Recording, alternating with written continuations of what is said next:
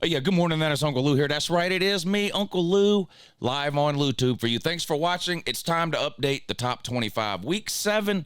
I can't believe that. Week 7 already in the books. We're moving on to week 8. It's Monday, and that means it's time to update the official Uncle Lou top 25 ranking. Let's get right to it. Here it is. Now, here's my disclaimer as usual. These rankings are mine and mine only. I use a lot of different factors to rank teams. There's no one factor that I use. It's a combination of factors. My ranking is kind of a combination of where I think a team should be ranked versus where I think a team deserves to be ranked. The think part is more subjective. Like, I just think this team is better. Can't prove it. They haven't played, probably won't play, but I just think this team is better, right? You have two teams with the same record, but they haven't played each other. How do you know which one's better? Well, you think one's better than the other. That's subjective. The other part of the ranking is where I think a team deserves to be ranked based on their results on the field. What's their record? Who have they beat? Ranked wins, right? If they've lost, who did they lose to? Was it a bad loss? Was it a good loss? Was it a close loss? Was it a blowout loss? And then entire body of work. I try not to overreact too much on any one given week in college football. I can go through this entire top 25 and find a game for some particular team where maybe they didn't play as good as I thought they should, and I can find a game where they played better than I thought they should. I can find wins, I can find losses. It's kind of combine all of that stuff into one, and that's kind of how I come up with my ranking. So let's just kind of go through it real quick, and then I will go back and do my best to give an explanation on why I have some teams ranked where I do. I don't expect everybody to agree with my top 25. Obviously, if you get 100 people to make a top 25, you're going to have 100 different top 25s. But I at least try to offer some explanation as to why I have certain teams where I do, or why I have certain teams ahead or behind certain other teams. So here you go. My 1 through 4 stayed the same from last week. Michigan, Florida State, Penn State, and Ohio State. At 5, I've got Washington. That's up 2 spots from last week. I had them at 7. They beat Oregon. Yeah, I just felt like I had to reward them for that. 5 felt like the right spot. You can make a case for Washington, I think, anywhere between 1 and 6. 6 is where I have Georgia. That's down a spot from last week. It's not a punishment for anything Georgia has done. In terms of Georgia and Washington, this is just more of a complete body of work, entire season's body of work for me. Georgia's got a pretty good win against Kentucky, 52-13. That's by far their best win. Washington obviously has a win over a better team in their win over Oregon, and Washington has just looked more dominant to me in the majority of their games than UGA has. UGA has a couple of bad wins against South Carolina and Auburn. Now, wins are better than losses, which is why Georgia's ranked ahead of all the teams with losses. But nevertheless, when you're comparing undefeated teams that don't play each other, this is where the subjectivity comes in. This doesn't necessarily mean that I think Washington would beat Georgia, okay? I feel like Washington, based on what they've done to this point, just deserves to be ranked there. Doesn't necessarily mean I think Washington would beat Georgia. At 7, I've got Oklahoma. I'm not convinced Washington would beat Oklahoma, yet I've got Oklahoma at 7. This is not a power rating, okay?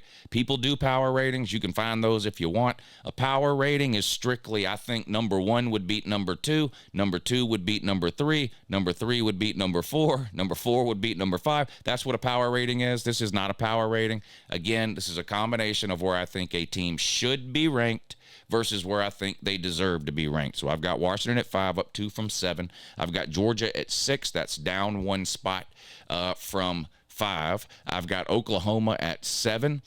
They actually dropped a spot, and they didn't even play. Again, it's not a punishment to Oklahoma. It's a reward for Washington. Washington beat a top 10 team last week. Somebody had to move down in order for me to move Washington up as a reward for a top 10 win. I moved Oklahoma up last week when they beat Texas, which bumped down some teams that had won the week before. It's just how it goes. So I've got Oklahoma at 7, down 1 spot from 6. North Carolina, moved them up to number 8, had them at 10 last week. They won at home against Miami. They remain undefeated. So North Carolina at 8. At number 9, I've got Oregon. That's down only 1 spot from last week. They lost a 3-point game on the road to a top 10 team. How much do we really want to punish Oregon for that? And honestly, they easily could have won that game. That was a That was literally a could have gone either way type of game. It just didn't feel right to punish Auburn or Oregon all that much for that close loss, so I bumped them down one spot from 8 to 9. At number 10, I've got Texas. That's down a spot from last week where they were 9. Again, Texas did not play this past weekend, so this isn't any type of punishment for Texas. But again, I had North Carolina at 10. In order to move them up for beating Miami, somebody has to move down, and that somebody just happened to be Texas. It doesn't mean that I think Miami or that North Carolina would beat Texas. This is not a power rating. This is where I think the teams deserve to be ranked. Texas at 10. 11 through 15, I've got Oregon State, Bama, Utah, Ole Miss, and Notre Dame. Oregon State with one loss. They beat UCLA this past weekend. They've got a bye week coming up. Bama beat Arkansas, but it was a bad win. 24-21, way too close over Arkansas at home. That game was in doubt until the very last minutes of the game. Bama should have been able to put them away better than that, in my opinion. No reason to really move Bama up. Again, the majority of the teams I've got ranked ahead of Bama are undefeated, the only exception being Oregon State, Texas, and Oregon, right? Texas has a loss, but Texas beat Bama. Oregon has a loss, but it's to Washington. So that's just kind of how I'm differentiating there. Utah, I've got at 13. Utah beat Cal 34-14, finally scored some points on offense this past week. And, of course, they play on the road at Southern Cal this coming week, a huge game in the Pac-12. I know Southern Cal got humiliated this past weekend against Notre Dame, but we got to remember that's not a Pac-12 game. So Southern Cal, believe it or not, is in first place in the Pac-12. They're tied for first place with Washington.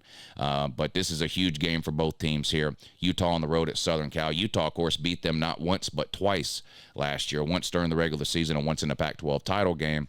Looks like still no Cam Rising for Utah. That could be bad news for them on the road at Southern Cal. At 14, I've got Ole Miss. They also have just one loss. That one loss is on the road at Bama in a close game. They were on a bye week this past week. They play on the road at a struggling Auburn team this coming week.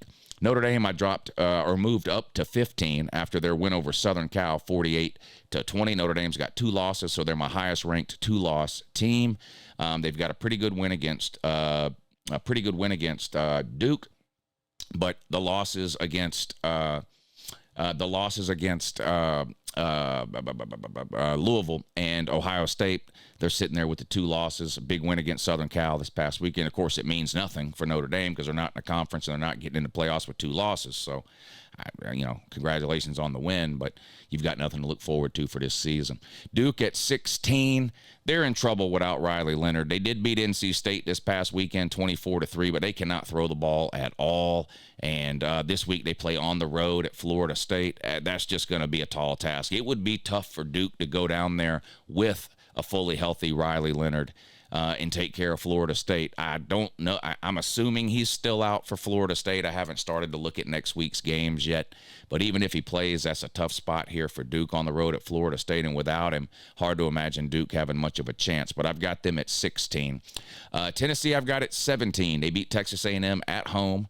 20-13, right? So Tennessee still with just the one loss, an inexplicable blowout, really, road loss to Florida where Tennessee just was not competitive, especially in the second half. Things just really got away from them.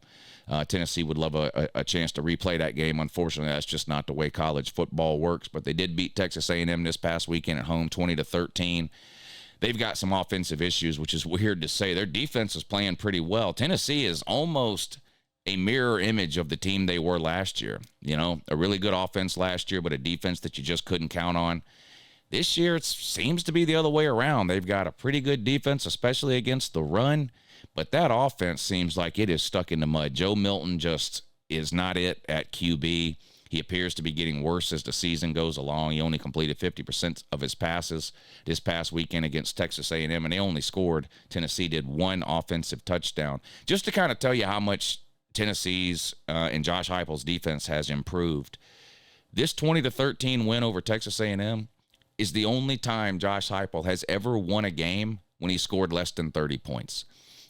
So a good win for Tennessee, even though if it wasn't all that impressive on the scoreboard. Better to win than to lose. Tennessee, of course, this week has a big rivalry game on the road against Alabama. Probably be a low-scoring game. Neither one of those teams have any offense at all.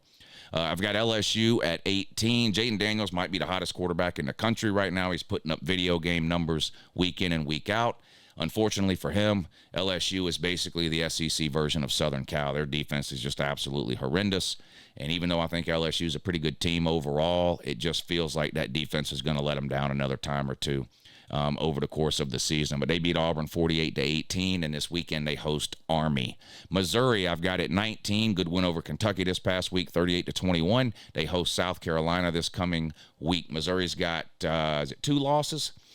Or is it still just the one loss to, I think it's still just the one loss to LSU, right? In a back-and-forth game, a track meet, a crazy game between LSU and Mizzou. Mizzou, a team to watch. Georgia's got to play them in 3 or 4 weeks. Best season Missouri's had in a long, long time. We'll see how they do the second half of the season, but I've got them at 19. At number 20, Southern Cal. I had to drop them down. Look, I was already pretty low on Southern Cal, even as a undefeated team. I think they were my lowest ranked undefeated Power 5 team. I just have not been impressed with them over the course of the year, and I figured it was just a matter of time before they started losing some games. Now, I thought it would be the defense's fault, and believe it or not, it wasn't. It was not the defense's fault that they lost to Notre Dame. Caleb Williams had an awful game. 3 interceptions in the first half. All 3 gave Notre Dame the ball in the red zone. Notre Dame converted all 3 of those to touchdowns. Notre Dame had a defensive scoop and scored. They had a special teams touchdown. I mean, that's basically 35 points right there. That's not the defense's fault for Southern Cal, and they gave up 48. Notre Dame really only had 1 long extended touchdown drive, but just not a good performance for Southern Cal offensively on the road at Notre Dame, and they tote their first L. I've got them all the way down at 20. Like I mentioned before, they host Utah this coming weekend in a big Pac-12 matchup.